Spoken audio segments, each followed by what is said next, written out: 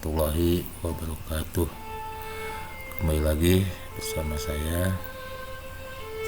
Pada kesempatan ini kita kembali berkunjung ke museum.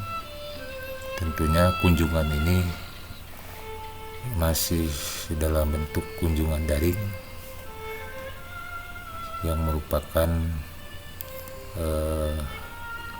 salah satu bagian dari website Bersama Hadapi Corona dari Kementerian Pendidikan dan Kebudayaan. Kita lihat lebih lanjut.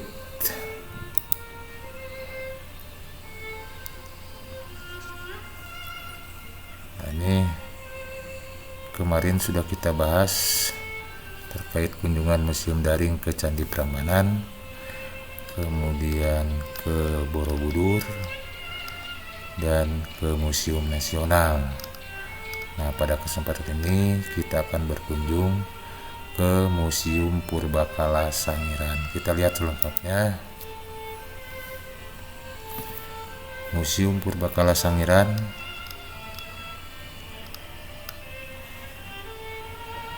ini adalah kantor unit teknis di bawah Kementerian Pendidikan dan Kebudayaan, yaitu Kantor Konservasi Situs Manusia Purba Sangiran, didirikan untuk bertanggung jawab atas pelestarian situs Sangiran.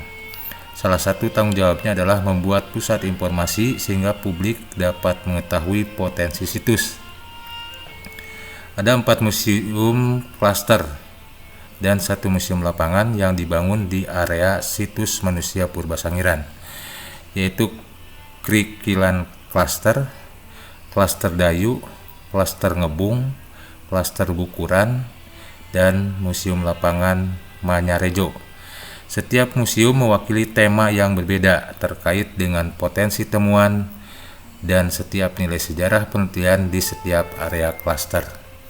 Nah, ini terbagi menjadi 2 bagian. Yang pertama terkait dengan Museum Purbakala Sangiran 1, kemudian yang kedua Museum Purbakala Sangiran 2. Kita lihat Museum Purbakala Sangiran 1. Ini berbicara atau mengenai manusia Jawa, kehidupannya dan lingkungan sekitarnya. Situs Manusia Purba Sangiran terletak sekitar 15 km utara Solo, Jawa Tengah, Indonesia, di area seluas 5.600 hektar. Menurut UNESCO tahun 1995, Sangiran diakui para ilmuwan sebagai salah satu situs yang paling penting di dunia untuk mempelajari fosil manusia. Sangiran menjadi terkenal setelah penemuan peninggalan Homo erectus dan artefak batu terkait. Dikenal sebagai Sangiran Plague Industry pada tahun 1930-an. Terdapat stratigrafi geologi yang sangat penting sejak Pliocene atas sampai akhir Pliocene tengah, yang menggambarkan evolusi manusia, fauna, dan budaya selama 2,4 juta tahun terakhir. Penggalian di situs ini pada tahun 1936 sampai 1941 berhasil menemukan fosil hominid pertama. Hingga saat ini 50 fosil Meganthropus paleo dan Pithecanthropus erectus atau Homo erectus berhasil ditemukan. Separuh jumlah fosil hominid dunia dan 65% dari temuan di Indonesia sudah dihuni sejak 1,5 juta tahun terakhir. Sangiran adalah salah satu situs kunci untuk memahami evolusi manusia. Evolusi manusia. Sifat-sifat kemanusiaan telah terlihat pada fragmen rahang dan beberapa gigi fosil Ramapithecus yang berasal dari kala Miocene sekitar 14 juta tahun silam. Namun ciri kemanusiaan mulai nampak secara jelas dilihat pada Australopithecus, Homo habilis, Homo erectus, dan pada akhirnya tampak secara nyata pada Homo sapiens. Homo erectus Sangiran merupakan hominid yang berhasil keluar dari Afrika 1,8 juta tahun silam dan mendiami pelosok-pelosok bumi. Mereka mampu beradaptasi dengan baik terhadap lingkungan dingin, sedang, dan panas. Jejak-jejak migrasi mereka ditemukan di Ethiopia, Tanzania, Cina, India, dominasi Perancis, Spanyol, Jerman, dan di Sangiran, Indonesia. Homo erectus telah mengembangkan teknologi pembuatan alat batu dan api. Homo erectus archaik ditemukan pada lapisan lempung hitam formasi Pucangan, Grensbang di Sangiran, dan pada lapisan pasir vulkanik di utara Mojokerto atau Perning. Sangiran 4 atau S4 adalah Homo erectus archaik yang ditemukan di desa Glagah Ombo pada tahun 1938.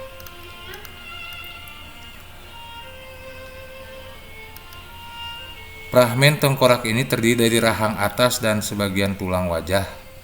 Ditemukan oleh Suherman dan Toto Marsono di tepian saluran irigasi Bapang, Kerikilan pada tahun 1978. Dilihat dari morfologi temuan dan lapisan tanah di mana ditemukan, spesimen ini merupakan bagian dari Homo erectus archaik yang berusia sekitar 1,5 juta tahun yang lalu. Fragmen tengkorak bagian belakang dan sebagian atas spesimen S31 ini ditemukan pada tahun 1980 pada formasi Pucangan yang berusia sekitar 1,5 juta tahun yang lalu.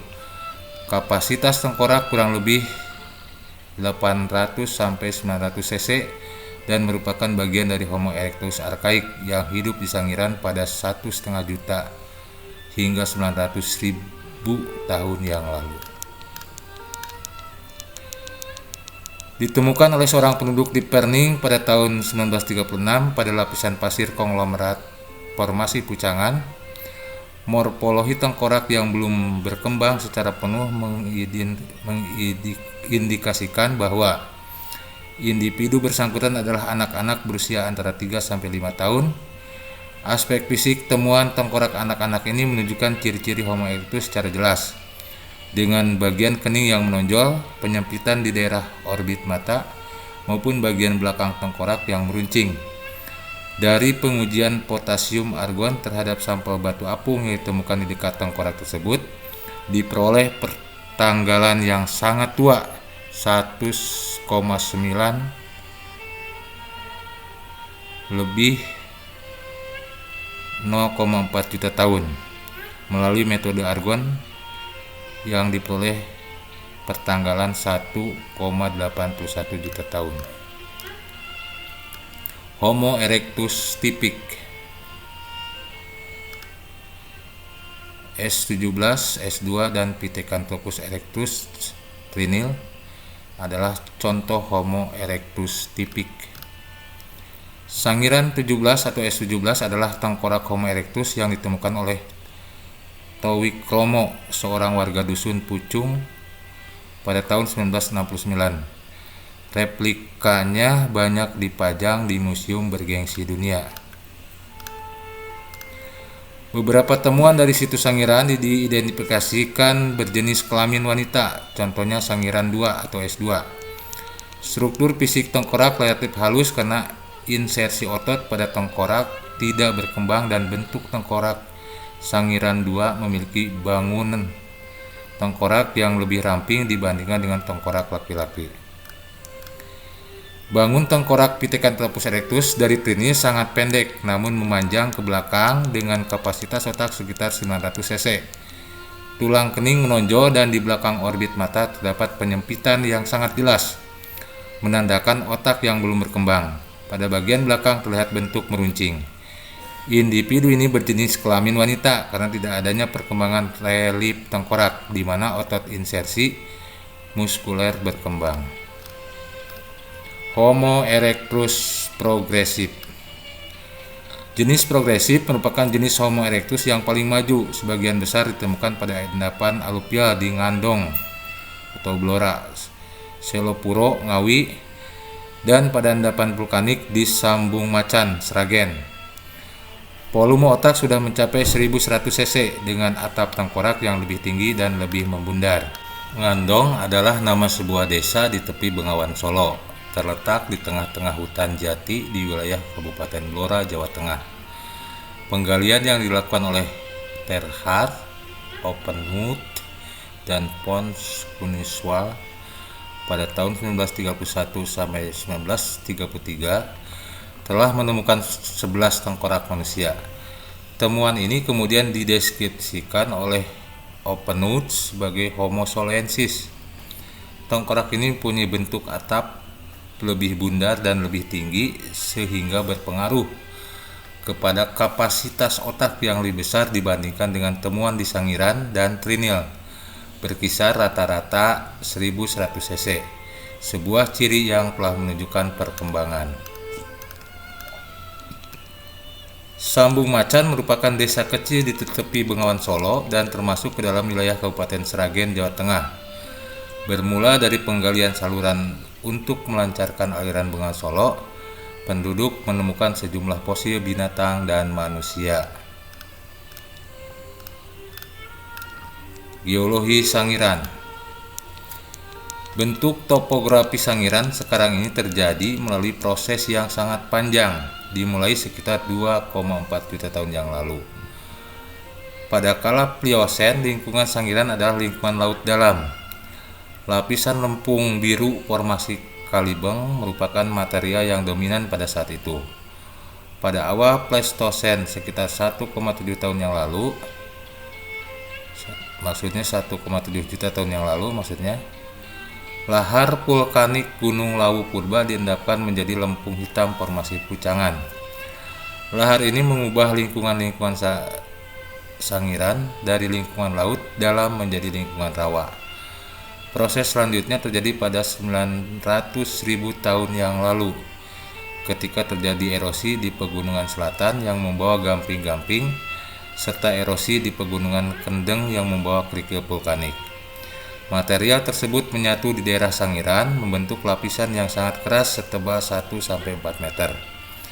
Lapisan ini dinamakan Grenzbank. Pada saat ini lingkungan Sangiran berubah menjadi daratan sepenuhnya. Periode berikutnya terjadi letusan-letusan hebat gunung-gunung di sekitar Sangiran. Letusan tersebut mengendapkan jutaan meter kubik material vulkanik melalui sungai-sungai yang mengalir menjadi formasi Kabuh.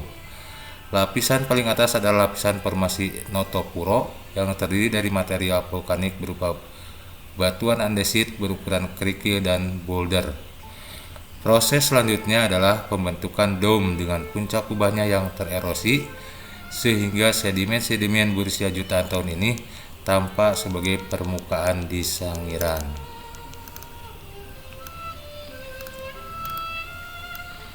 Nah, ini terkait dengan situs Sangiran yang pertama. Kita lihat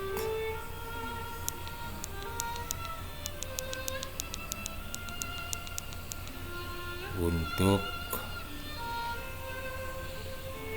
Museum Purbakala Sangiran yang kedua. Pahlawan-pahlawan lokal penemu fosil. Walau seringkali terlupakan di jurnal arkeologi, anggota tim penggalian asal Indonesia yang tak kenal lelah membantu para peneliti asing telah memainkan peran sangat penting dalam menemukan fosil-fosil yang kemudian menjadi penemuan sangat penting bagi ilmu biologi dan sejarah. Hingga sebelum kemerdekaan Indonesia, para peneliti asing tidak dapat mengawasi penelitian yang dilakukan di Sangiran. Mereka membutuhkan sosok-sosok pribumi yang menguasai lapangan, yang pada awalnya untuk menunjukkan lokasi-lokasi potensial temuan fosil adalah Andoyo, Perning, Atmowijoyo, dan Toto Marsono Sangiran, yang bekerja keras membantu mereka mengangkat tulang-tulang langsung dari lapisan tanah, yang mana kelak menjadi sumber pengetahuan mengenai manusia purba dan lingkungannya.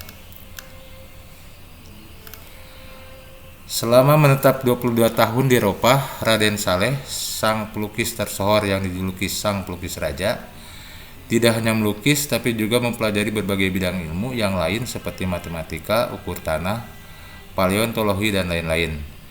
Sekembalinya ke Jawa, ide-ide ilmiahnya disalurkan melalui berbagai laporan ilmiah eksplorasi di Pulau Jawa. Dia menemukan tulang tua dan menerapkan metode ilmiah untuk mengabadikannya, mencatat lokasi penggalian, deskripsi, hingga analisa temuan fosil. Di mata peneliti asing seperti Eugene Du Bois, LCG Van S, dan J.H.R. von Koningswald, andilnya dalam bidang paleontologi sudah diakui. Andoyo adalah pegawai yang membantu pejabat Hindia Belanda untuk urusan survei wilayah. Memiliki pengetahuan paleontologi dan stratigrafi. Atmowijoyo yang tidak terlatih menulis catatan temuan di lapangan dan menandai lokasi penemuan di peta geologi merupakan sosok pribumi penting yang mendampingi Pons Koningswald di Sangiran selama hampir 10 tahun. Pada tahun 1937 dia menemukan fosil Sangiran II berupa atap tengkorak yang tersusun dari 40 pecahan. Toto Marsono adalah tokoh dengan peran beragam dan memiliki catatan panjang dalam keterlibatannya mencari fosil prasejarah di Sangiran. Sebagai kepala desa Krikilan saat itu, Toto merupakan penghubung antara masyarakat dengan peneliti. Dia menyediakan rumahnya sebagai tempat Pons Koningswald menginap selama penelitian, dan sekaligus sebagai tempat penyimpanan hasil temuan fosil di lapangan. Itu saja barangkali terkait dengan Museum Purbakala Sangiran. Terima kasih atas segala perhatiannya. Mohon maaf apabila ada kekurangan.